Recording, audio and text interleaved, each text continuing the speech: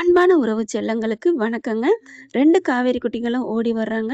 நம்ம அம்மா சாரதம்மாவ பார்த்துட்டு, "அம்மா வந்துட்டீங்களா?" அப்படின்னு சொல்லிட்டு ஓடி வர, "காவேரி எங்கடி போன? அம்மா நீ எங்கம்மா போன? நான் உன்ன தேடி தாண்டி போனேன்." "அம்மா பொய் பேசாத. நான் ஃபோன் பேசிட்டு வந்து பார்த்தேன். உன்ன காணோம்.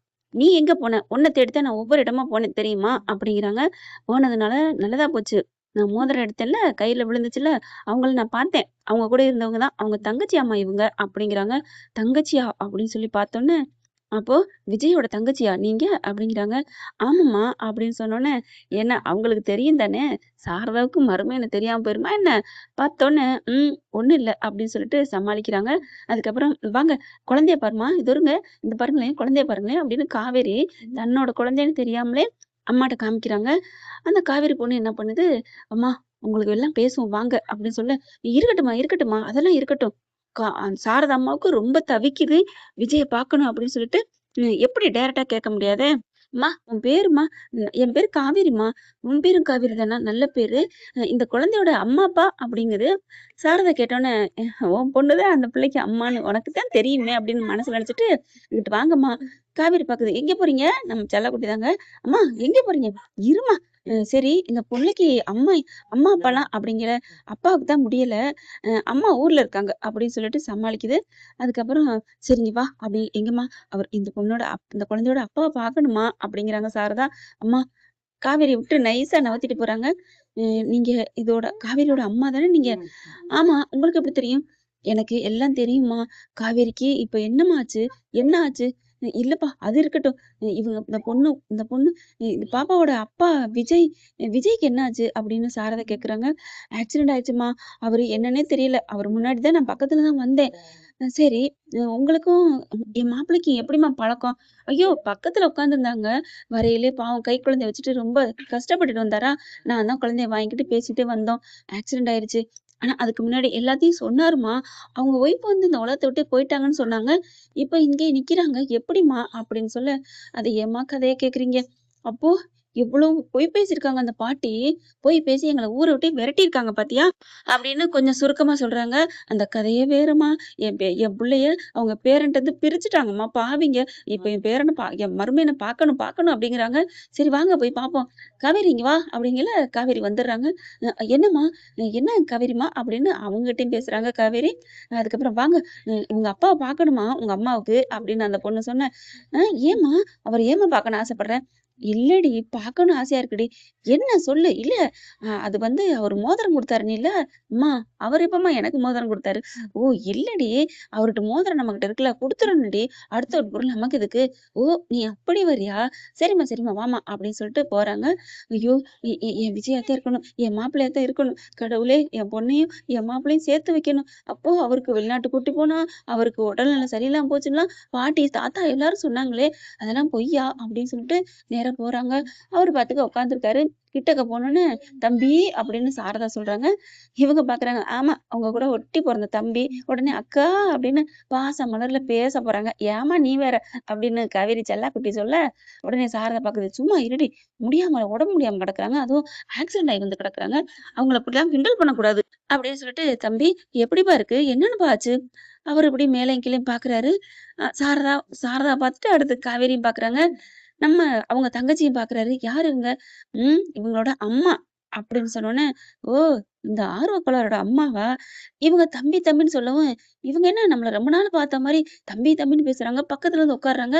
"உங்களுக்கு உடம்பு பரவாயில்லையே? நல்லா இருக்காப்பா? எப்படிப்பா இருக்குன்னு?" நெத்திய தொடுறாங்க, தலைய தொடுறாங்க. காவேரி பாக்குது. "அம்மா, அவர் யாரும்மா? அவர போய் பாக்குற பேசுற? நீ சும்மா இருடி. ஒரு மனுஷன் நோயில கிடந்தா நம்ம போய் பார்க்கணும். நமக்கு ஆண்டவன் கோடி நன்மை குடுப்பான்." "அப்படியா? ஆமாடி. இப்படி தொட்டு தொட்டா பார்த்து கேட்பாங்க?" "அடி ஆமா. முடியலன்னா அப்படிதான் பார்க்கணும். எல்லா ஹெல்ப்பும் பண்ணலாம். நமக்கு எவ்வளோ நன்மை கிடைக்கும் தெரியுமா?" காவேரி சாரதாவுக்கு மருமகங்கிற முறையில கேட்குறாங்க. ஆனா அது காவேரிக்கு புரியாம, "நிஜமாவாம்மா?" "ஆமாடி." "தம்பி உங்களுக்கு பரவாயில்லையே?" "பரவாயில்லம்மா. என்ன உங்களுக்கு தெரியுமா?" இல்ல தம்பி தெரியும். நீங்க ஏன் இப்ப எதுவுமே தெரியாத மாரி இருக்கீங்க?" "எனக்கு என்னன்னே தெரியலம்மா. என் பேரே எனக்கே தெரியாம இருக்கேன்." அப்படின்னு சொல்லி துருவி துருவி சாரதா கேள்வி கேட்க, டக்குனு காவேரி என்ன பண்ணுது, அம்மா சொன்னத ஃபாலோ பண்றாங்களாம். "அம்மா தள்ளும்மா" அப்படின்னு சார் தள்ளி உட்கார வச்சுட்டு, "ஏன்டி என்னடி பண்ண போற? தள்ளு" அப்படின்னு சொல்லிட்டு விஜய் பக்கத்துல உட்கார்றாங்க. நானும் நல்ல பேர் எடுக்கவேணாமா? எனக்கும் ஆண்டவன்ட்டருந்து கோடி நன்மை வேணுமே! எனக்கு நான் நன்மை எடுத்துக்க வேணாமா உன் பொண்ணு?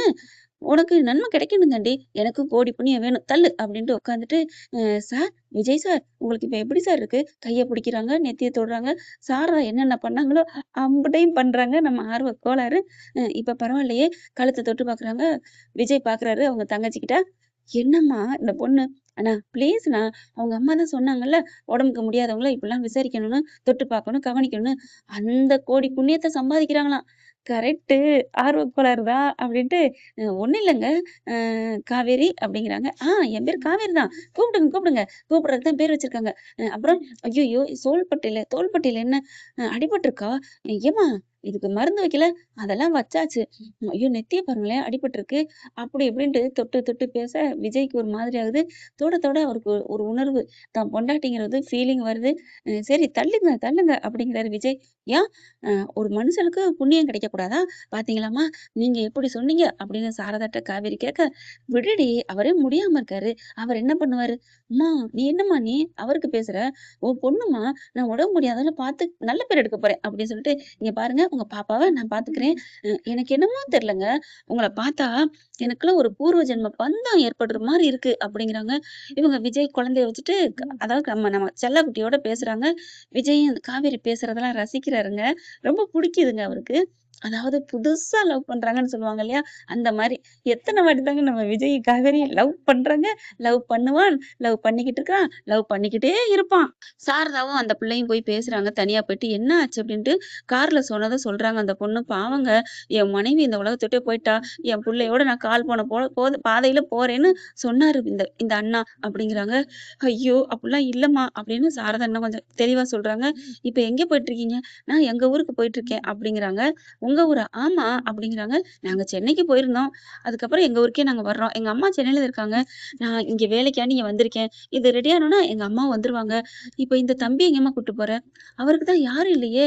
ஏம்மா அப்படி சொல்ற? கட்டுன பொண்டாட்டி இருக்குமா? ஐயோ! அம்மா அது இப்ப தானம்மா தெரியும். அவருக்கு யாரும் இல்ல, ஒய்ஃப் இல்ல அப்படின்ட்டு நான் கூட கொஞ்சம் என்னம்மா சொல்ற? இல்ல நான் யாரும் இல்லன்ட்டு அந்த புள்ளைக்கு அம்மாவாகலாம்னு நெனச்சேன். அம்மா என் புள்ள இருக்காம்மா. எனக்கு தெரிஞ்சிருச்சு. அதனால தான் மனைவின்னு குடுத்த இடத்துல தங்கச்சின்னு குடுத்துட்டேம்மா அப்படின்னு சொன்னோனே அந்த பொண்ண கைய பிடிச்சுக்கிறாங்க.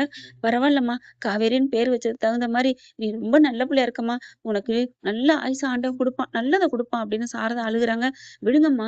உங்க பொண்ணுக்கு பாருங்களேன், தான் நினைவு யாருன்னே தெரியாம பாருங்க 2 பேரும் புருஷன் பொண்டாட்டி தான். எவ்வளவு நீங்க சொன்னதுக்கு அப்புறம் தான் தெரியுது, எப்படி லவ் வச்சிருக்காங்கன்னு. ஆனா எல்லாம் மறந்துட்டு இருக்காங்களே! என்ன பண்றது? விதி ஆண்டவன் நல்லவங்கள சோதிப்பான். ஆனா கைவிட மாட்டான்னு சொல்லுவாங்க. இப்ப 2 பேரையும் சேர்த்துருக்கான். இந்த பிள்ளைக்கு தன்னை யாருன்னு தெரியுது. ஆனா இவர யாருன்னு தெரியல. ஆனா விஜய்க்கு, என் மாப்பிள்ளைக்கு தன்னையே யாருன்னு தெரியாம இருக்காரே! அப்படிங்கிறாங்க. பரவால்லம்மா, அந்த அளவுக்கு மென்டல் ஆகல. தான் பழைய நினைவு இறந்திருக்காரு. அவ்வளவுதான் அப்படிங்கிறாங்க. அதுக்கப்புறம் சரி வாங்க போவோம் அப்படின்னு கிட்டக்க வராங்களா? கிட்டக்க வந்தோனே இவங்க 2 பேரும் பேசிட்டு இருக்காங்க. நீங்க பயப்படாதீங்க. எனக்கு ஒண்ணும் இல்ல.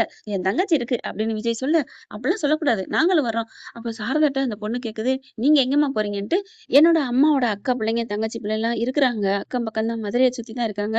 எங்க ஊர் கொடைக்கானல்மா. எப்படி என்ன பண்றது? என் பொண்ணு படிக்கிறா. ஒரு பொண்ணுக்கு கல்யாணம் பண்ணிருச்சு. இன்னொரு பொண்ணு கொடைக்கானல்ல இருக்கிறா. நான் இந்த பிள்ளைய மட்டும் வச்சுக்கிட்டு இருக்கேன். இவ தான் எல்லாத்தையும் மறந்துட்டாளே!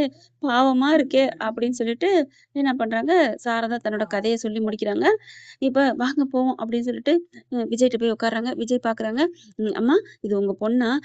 நல்லா ஜாலியா பேசுறாங்களே! ரொம்ப பிடிச்சிருக்கு அப்படின்னு விஜய் சொல்ல, பரவாயில்லையே! என்ன சார்?